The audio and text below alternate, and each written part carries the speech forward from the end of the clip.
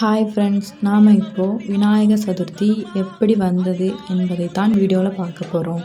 வாங்க வீடியோக்குள்ளே போகலாம்.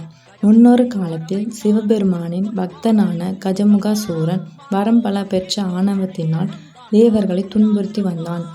அவன் தன்னை மனிதர்களாலோ விலங்குகளாலோ யாரும் கொல்ல முடியாதபடி வரம் பெற்று இருந்ததால் தேவர்களால் அவனை அழிக்க முடியவில்லை. எனவே அனைத்து தேவர்களும் ஒன்று திரண்டு சிவபெருமானிடம் சரணடைந்தனர். கஜமுகாசூரனை அழிக்கவே விநாயகரின் தலை வெட்டப்பட்டு யானை தலை பொருத்தப்பட்டது. அவர் தோன்றிய அந்த நாள்தான் ஆவணி மாத சதுர்த்தி ஆகும்.